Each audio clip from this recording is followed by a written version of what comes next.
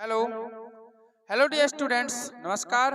हमारे YouTube channel SCC online classes में आपका स्वागत है। जैसा कि आप सभी को पता है कि हमारे चैनल पर 11th क्लास की एनसीईआरटी फिजिक्स का सिलेबस कंटिन्यू चल रहा है, ठीक है, जिसमें हम पढ़ रहे हैं सदिशों का गुणन। तो उसी की श्रृंखला को आगे बढ़ाते हुए हमने पिछले वीडियो में आपको बताया था कि सदिश गुणन कितने प्रकार से किया जाता है, ठीक है ना। और इसके बारे में हमने आपको कुछ चीजें बताई थी।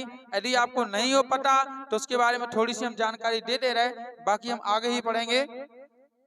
हमने क्या पढ़ा था? क्या पढ़ा था? सदिश राशियों का सदिश गुणन। नहीं, अरे मेन टॉपिक क्या था? हाँ, सदिश राशियों का गुणनफल। ये गुणन सदिश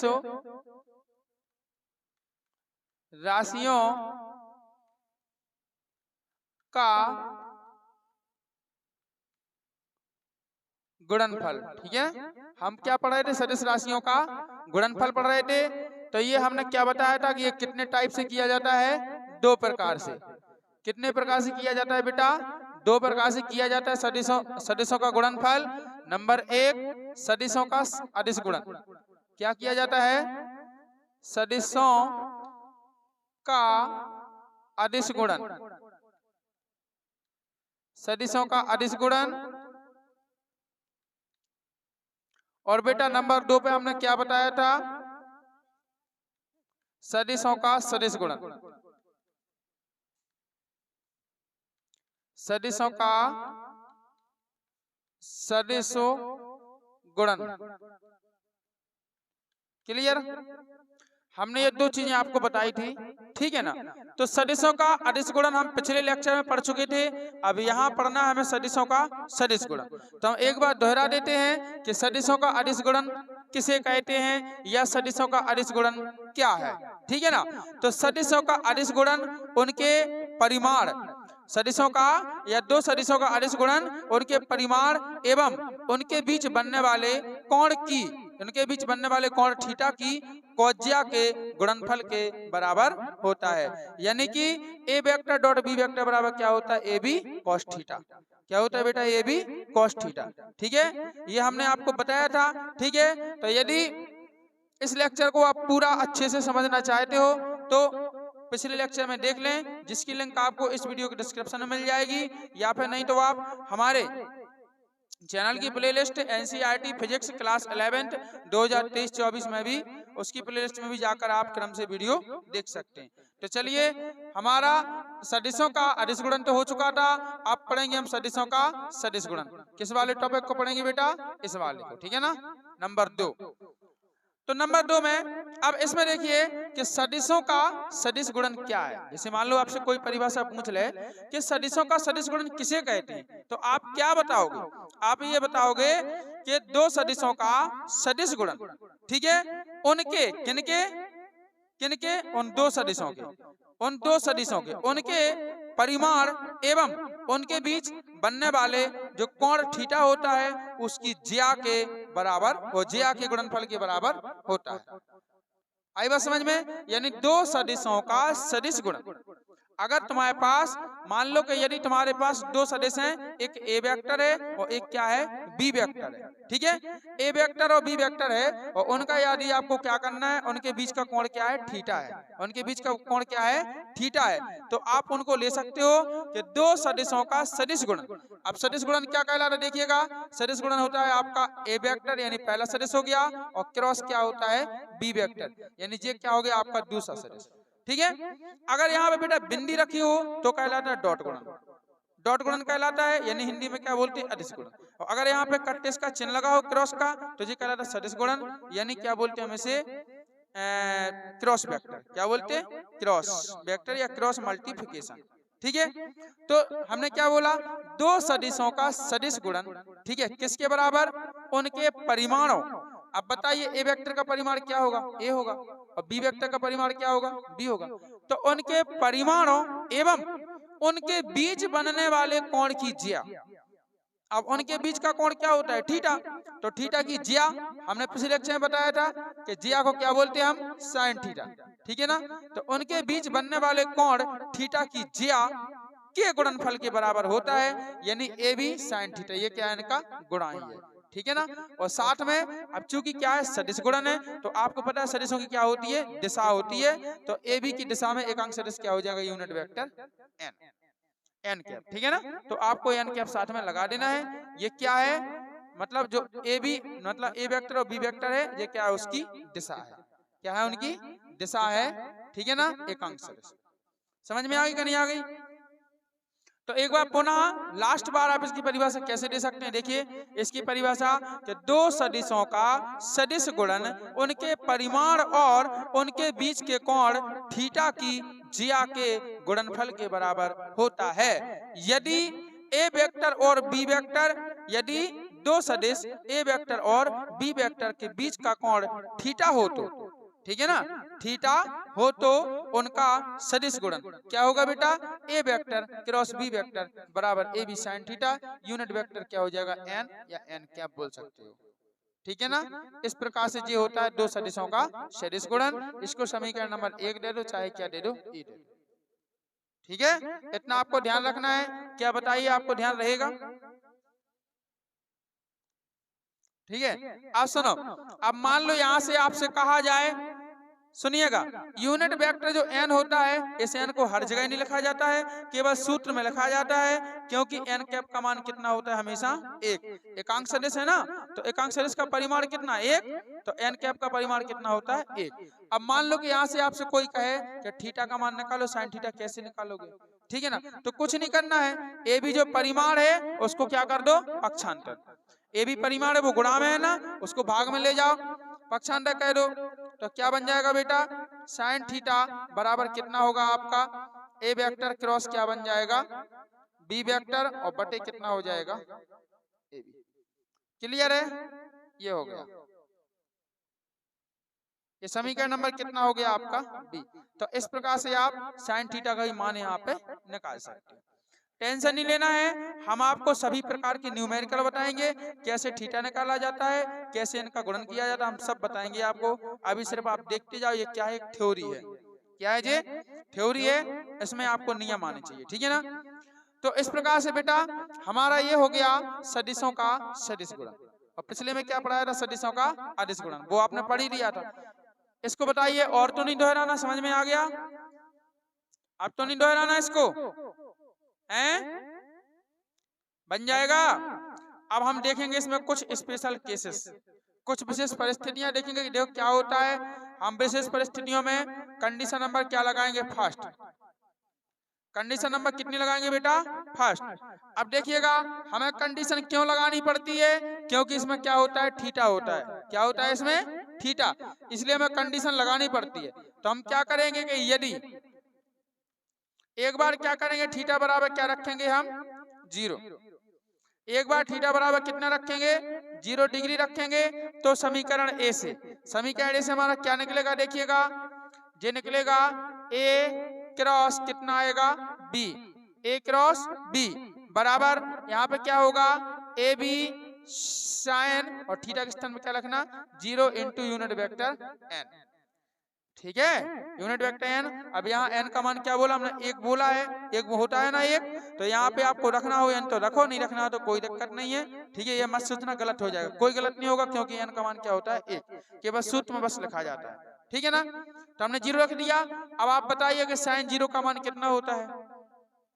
0 होता है। तो हमारा ए वेक्टर क्रॉस बी वेक्टर बराबर, जब साइन 0 का मान 0 होता है और 0 का ए बी में गुणा होगा तो वो भी क्या बन जाएगा? 0। तो टोटल क्या आएगा हमारा? 0। टोटल कितना आएगा बेटा? 0। समझ में आ रही? अब देखो हमने साइन 0 डिग्री क्यों लिया? और साइन 0 डिग्री का मतलब क्या होता है? हमने पिछले में बताया, अभी बता रहे हैं कि मान लो जैसे ये है आपका ए वेक्टर और ये क्या है आपका बी वेक्टर। ठीक है? ये क्या है आपका? ए वेक्टर है और ये कौन सा सदिश है आपका? बी वेक्टर है। और अगर इनके बीच में कोण कितना है? थीटा। यहाँ से इतना कोण बन रहा है कि नहीं? तो इतना कोण क्या है? थीटा। अगर मान लो कि ये बी वेक्टर है, यहाँ से चल के सीधा यहाँ आ जाए, इतने पे आ जाए, तो इसी पे आ जाएगा कि नहीं? ये बी सदिश आएगा ना? अगर समझ में नहीं आ रही हो तो आप ऐसे में देख सकते हो कि जैसे कैसा दिखाएं यार, ये चलो देखो, जैसे मान लो जे है ना आपका, देख रही सबको ये डोरी तो देखो ऐसा है। अब जे सदिश कहाँ है हमारा, ऊपर है ना, ऊपर अभी ऐसा ही है। तो यहाँ से कितना इतना एंगल थीटा बना रहा। अब मान लो ये सदिश यहाँ से चल के सीधा कहाँ आ जाए, यहाँ पे आ जाए। अब जे है आपका बी सदिश है तो आ गया इसी पे। तो बताइए क्या अब इसके बीच में कोई कोण बनेगा? नहीं बनेगा ना। मतलब भैया जे सदिश यहाँ है तो यहाँ से इतना कोण बन रहा। अब जी यहाँ से वापस सीधा यहाँ से चल के पूरा यहीं के यहीं आ जाए तो फिर काहे का कोण, तो फिर कोण का मान थीटा होगा। तो इसको हम क्या कहेंगे, इसको ये कहेंगे कि ए वेक्टर और बी वेक्टर क्या है, एक दूसरे के समांतर। क्या है? समांतर और एक ही दिशा में। क्योंकि देखो इसकी दिशा ऐसी है, अब ये ऐसा ऐसा चला आएगा तो देखो जे ए वेक्टर की दिशा है और जे क्या हो जाएगी, बी वेक्टर की। फिर स्थिति कैसी हो जाए, स्थिति ऐसी हो जाए कि जे क्या है, ए वेक्टर की दिशा है ना, जी किसकी है, ए वेक्टर की। और इसी पे आ जाए दूसरा बी वेक्टर, इसी पे क्या आ जाए, बी वेक्टर। तो देखो उसकी दिशा, दोनों की सेम दिशा हो गई, सेम होगी दिशा। और क्या हो गए, वो दोनों आपस में समांतर हो गए। तभी थीटा 0 बनता है जब उनकी या तो एक ही दिशा होवे या हम बोलें कि वो क्या हो, समांतर हो, तभी क्या होते हैं। अब ये मत बोलना, मतलब समांतर का मतलब है कि एक ही दिशा को अपन समांतर बोले, एक ही दिशा को अपन क्या बोलते हैं, समांतर, ठीक है ना, समांतर। अब ऐसे तो फिर कहोगे आपके सर जी संपाती हो गया, क्या कहोगे कि संपाती हो गया। तो समांतर का मतलब ये है कि देखो एक वेक्टर आपका ऐसा हो जाए और एक वेक्टर आपका ये हो जाए। अब तो है दोनों समांतर, अब तो है, ठीक है। अब बताओ इसके बीच में कोई एंगल है, कोई कोण है, तो कोण क्या बन जाएगा, थीटा क्या हो जाएगा, यहाँ पे थीटा इक्वल टू कितना बन जाएगा, 0 डिग्री।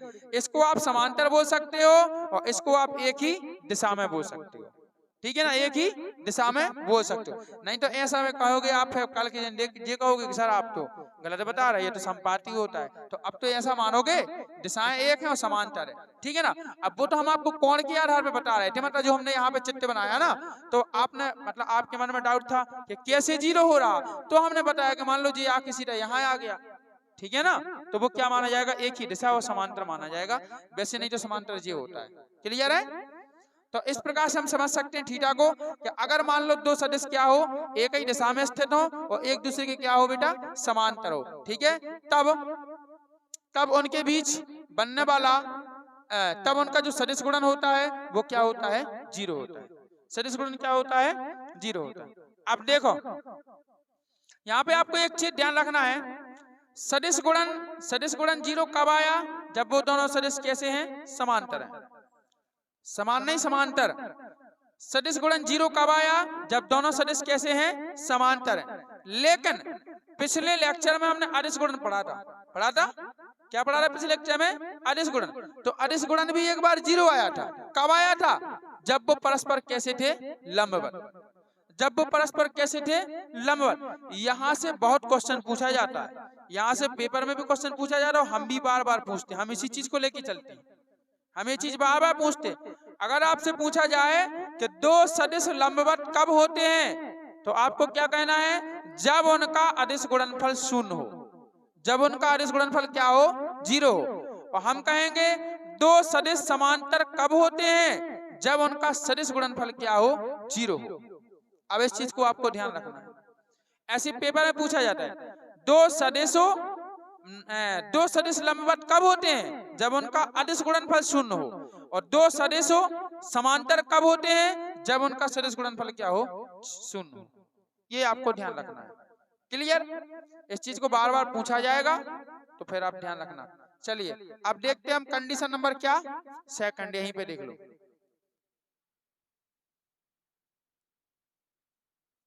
कंडीशन नंबर बेटा सेकंड हम चलते हैं लेके, यदि मान लो यदि थीटा बराबर कितना है, 90 डिग्री। अगर थीटा बराबर 90 डिग्री है तो समीकरण ए में मान रख दो। कहाँ रख दो मान, समीकरण ए में। कहाँ है समीकरण ए, जे है। इस सूत्र में क्या कर दो आप, मान रख दो। तो मान रखेंगे तो क्या आएगा आपके पास, A vector cross B vector equal कितना आएगा, ए बी, और साइन कितना आएगा, 90 डिग्री, और unit vector N cap. Sine 90 आ गया। अब साइन 90 की वैल्यू तो आप जानते हो कितनी होती है, एक होती ना साइन 90 की,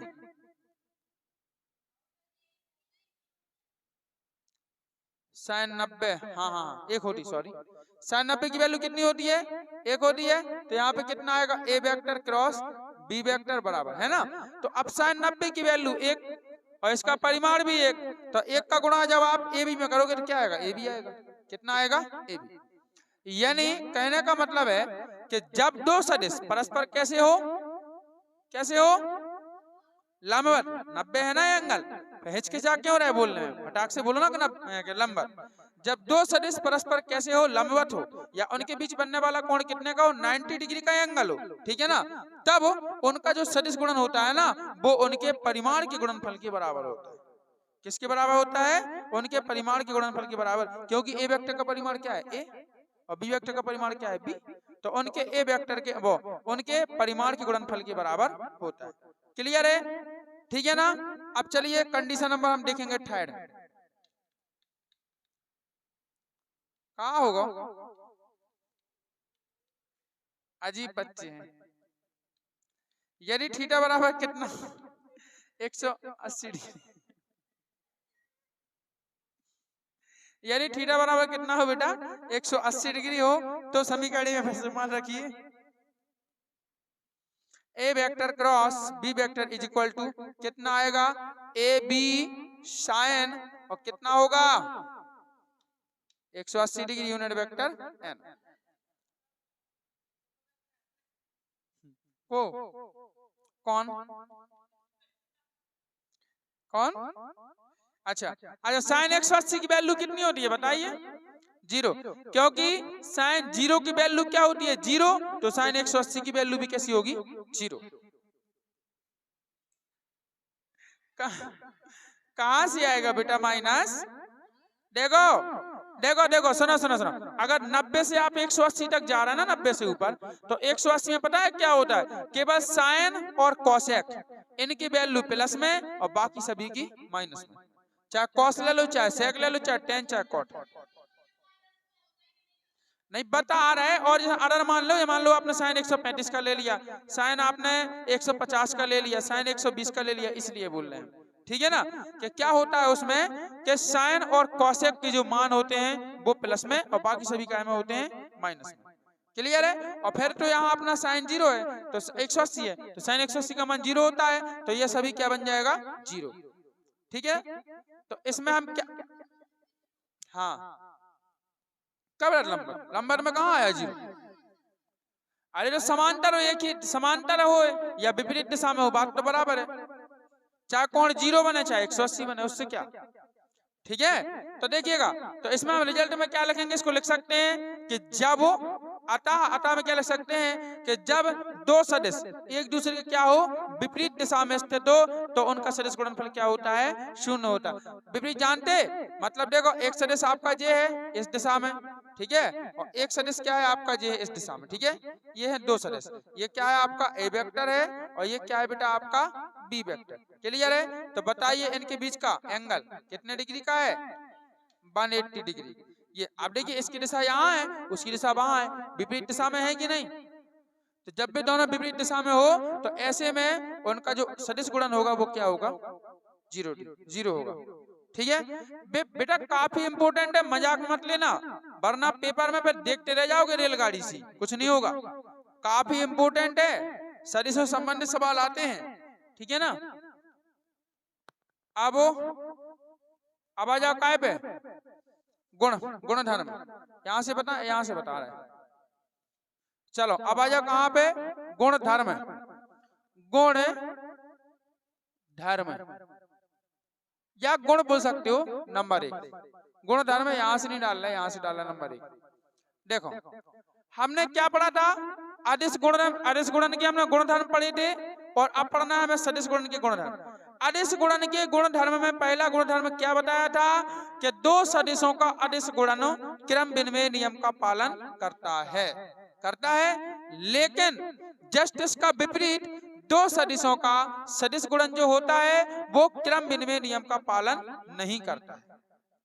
अर्थात कहने का मतलब क्या है कि आप सोचो कि अगर हम ए का क्रॉस किस में करा दें, बी में, ए वेक्टर का क्रॉस किस में करा दें, बी वेक्टर में, और फिर सोचो आप कि बी वेक्टर का क्रॉस काय में करा दें हम, ए वेक्टर में, ठीक है ना। तो बेटा इन दोनों के मान अलग अलग आएंगे, बराबर नहीं आएगा, इसलिए क्या लगा दिया हमने, नॉट इक्वल। इनका मान कभी बराबर नहीं होगा, ये परिमाण नहीं है, अदिश गुणन नहीं है कि 4 का 3 में कर दिया, चाहे 3 का 4 में कर दिया, 12 तो आने आने है ही ना। सदिश गुणन अलग होता है, वो अदिश गुणन अलग। हमने क्या बोला था कि जब हम दो सदिश राशियों का अदिश गुणन करते हैं तो हमें अदिश राशि ही प्राप्त होती है, लेकिन जब हम दो सदिशों का सदिश गुणन करेंगे तो हमें सदिश राशि प्राप्त होगी। क्या होगी, सदिश राशि प्राप्त होगी। आई जे कैप में मान लोगे तो आई जे कैप में आपको प्राप्त होगा। समझ में आई कि नहीं। तो इसलिए आपको ध्यान रखना है कि हम जब भी दो सदिशों का सदिश गुणन कराएं तो A vector cross B vector cross A vector के बराबर नहीं होगा। क्लियर है। तो हम क्या कहेंगे पहले में कि दो सदिशों का सदिश गुणन जो होता है बेटा वो क्या करता है, क्रम विनिमय नियम का पालन नहीं करता है। राइट। चलिए अब करेंगे हम दूसरा गुण। दूसरा गुण क्या होता है, हमने क्या पढ़ा था अदिश गुणन में कि दो सदिशों का अदिश गुणन किसका, वितरण नियम का पालन करता है कि नहीं। तो बस सेम कंडीशन यहाँ, जब दो सदिशों का सदिश गुणन करेंगे तो ये भी वितरण नियम का पालन करेगा, क्योंकि इसमें बराबर थोड़ी दिखाना, हमें बराबर नहीं दिखाना ना, वितरण नियम लगाना है। तो वितरण नियम का पालन ये भी करेगा वो भी करता है, ठीक है ना। यानी कहने का मतलब क्या है कि जैसे मान लो कि अगर तुम्हारे पास है ए वेक्टर क्रॉस और ब्रैकेट में है बी वेक्टर और प्लस कितना है आपके पास सी वेक्टर, ठीक है, ये है ना। तो जब इसका क्रॉस मल्टीप्लिकेशन कराओगे तो ए का बी में कराओगे तो क्या मिलेगा आपको, ए वेक्टर क्रॉस बी वेक्टर, ठीक है, और प्लस, और जब ए का आप सी में कराओगे तो क्या मिलेगा, ए वेक्टर क्रॉस कितना मिलेगा, सी वेक्टर। क्लियर है। इस चीज को आपको याद करना है। क्या करना है, इस चीज को याद कर लेना है, ठीक है। ऐसे ही रट्टा मार लेना है, ज्यादा उसके चक्कर में नहीं पड़ना है ज्यादा इसका, नहीं तो आप सॉल्यूशन ढूंढते फिरोगे, ठीक है, फिर आपका दिमाग खराब होगा। आप इसे बिल्कुल सिर्फ याद कर लो कि वितरण नियम क्या होता है, ये होता है। अब आपसे पूछा नहीं जाता है कि वितरण नियम लिख के दिखाओ, कि सिद्ध करके दिखाओ, कि डेरिवेशन निकालो, कुछ नहीं पूछते हैं, ठीक है। आपसे ये भले पूछ लेगा कि सदिशों के सदिश गुणन के गुण क्या होते हैं, तो गुण आप बता दो जैसे हम बता रहे। क्लियर। इसलिए आपको ध्यान रखना है। अब नंबर कौन से पे आइए आप, थर्ड नंबर क्या होता है बेटा, थर्ड नंबर हमारा जैसे हमने वहां पे पढ़ा था ना, डॉट वेक्टर में पढ़ा था ना कि किसका मान 1 होता है किसका मान 0 होता है, तो आपको ऐसे ही यहाँ पे पढ़ना है। क्या पढ़ना है, देखो अब जब हम क्या करेंगे, आई कैप का क्रॉस हम आई कैप में कराएंगे, यानी क्या कर रहे हैं हम समान सदिशों का गुणन करा रहे हैं। क्या करा रहे हैं, समान सदिशों का क्रॉस गुणन। तो आई कैप क्रॉस आई कैप करो, या फिर चाहे आप जे कैप क्रॉस जे कैप करो, और या फिर आप के कैप क्रॉस क्या करो, के कैप, ठीक है। जब इनका आप क्रॉस मल्टीप्लिकेशन करोगे तो क्या मिलेगा बेटा आपको, 0। क्या मिलेगा, 0। इसलिए हम कभी आई का आई में, जे का जे में, के का के में कभी गुणा नहीं करते, क्योंकि उनका तो 0 आना है, इसलिए नहीं करते। तो हम क्या करते हैं, असमान सदिशों का गुणन करते हैं। क्या करते हैं, असमान। कैसे, देखिए जैसे मान लो आपने आई का क्रॉस कराया किससे, जे से। अब आई जे असमान है कि नहीं, बराबर। आई का क्रॉस कराया आपने काय से, के से, बराबर। फिर आपने क्या कराया, अब जे बचा, तो जे का क्रॉस कराया आपने काय से, के से या आई से कर दो, बराबर। और जे का क्रॉस कराया एक बार आपने काय से, आई से, ठीक है ना। अब बचा कौन, के, तो बराबर के का क्रॉस कराया आपने काय से, आई से, ठीक है ना, और बराबर। और अगर आपने के का क्रॉस मल्टीप्लिकेशन कराया किससे, जे कैप से, तो टोटल मान क्या मिलेगा, बराबर आपको 1। इनमें से किसी के भी क्रॉस करा दो आपको मान 1 मिलेगा। इस चीज का आपको क्या करना है, ध्यान रखना है। ये बेटा काफी इंपॉर्टेंट है, इनके बिना आप न्यूमेरिकल नहीं कर पाओगे, इसलिए आपको ये गुण याद रखना है। क्लियर है। अब आइए फोर्थ नंबर पे, चौथा गुण क्या होता है, जब हम दो समान सदिशों का क्रॉस मल्टीप्लिकेशन या सदिश गुणन करते हैं तो उसका मान कितना होता है, 0 होता है। जबकि डॉट गुणन में क्या होता था, उसके परिमाण के वर्ग के बराबर होता था। जब दो समान सदिशों का आप अदिश गुणन कराते थे तो तुम्हें क्या मिलता था, उनके परिमाण का वर्ग मिलता था कि नहीं, उसके परिमाण का क्या मिलता था, वर्ग मिलता था। लेकिन यहाँ पे ऐसा नहीं होगा। यहाँ पे देखिए, अगर मान लो आपके पास ए क्रॉस है, वो ए वेक्टर क्रॉस ए वेक्टर, अब ये दो समान सदिश हैं, ए वेक्टर क्रॉस क्या है, ए वेक्टर। अब इनका क्रॉस मल्टीप्लिकेशन करा रहे हैं आप, तो आपको क्या मिलेगा इक्वल में 0। क्लियर? ये होते हैं बेटा सदिशों के गुणन के गुणधर्म। बताइए तो कैसा लगा ये टॉपिक आपको? बढ़िया, समझ में आया? कोई दिक्कत तो नहीं है इसमें? अभी दिक्कत हो तो पूछ लो। थोड़ी सी कहाँ है, बोलो। नहीं नहीं बोलो बोलो, डाउट क्लियर करो। अभी हम कुछ नहीं बोलेंगे, बोलो। हैं? कहाँ, बोलो, बोलिए बेटा। कौन सा? कौन तीसरे का जी, तो बताओ। ये वाला?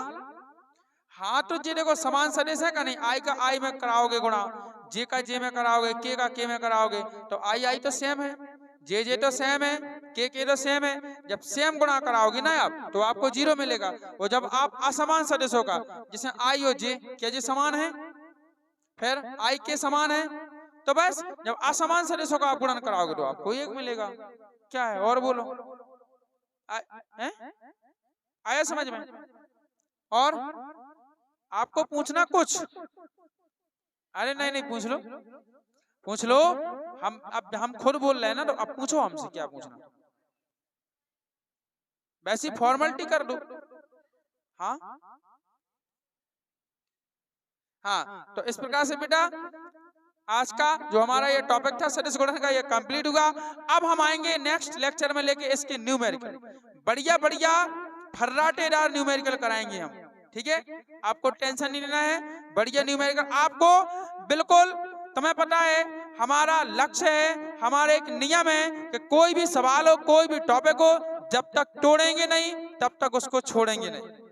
ठीक है, जब तक उसको तोड़ेंगे नहीं तब तक छोड़ेंगे नहीं। उसको तोड़ मरोड़ के आपको एक एक बाल की खाल निकाल के देंगे। क्लियर है? हमारा बस ये हमेशा उद्देश्य रहता है। ओके, इसीलिए आपको ध्यान रखना है, ठीक है ना, कि आपको हमारी क्लास जरूर अटेंड करना है और आपको पढ़ना है। वीडियो जरूर देखें ताकि आपको ज्यादा से ज्यादा समझ में आए। तो यदि बेटा वीडियो पसंद आया तो वीडियो को लाइक करें, शेयर करो, कमेंट करके जरूर बताएं। हाँ, हमारे चैनल को सब्सक्राइब करें एवं बेल आइकन प्रेस करके ऑल पर क्लिक कर दें ताकि आगे आने वाले सभी वीडियो के नोटिफिकेशन आप तक मिलते रहे। तो मिलते हैं बच्चों नेक्स्ट वीडियो में नेक्स्ट टॉपिक के साथ। तब तक के लिए बाय बाय बच्चों, जय हिंद, वंदे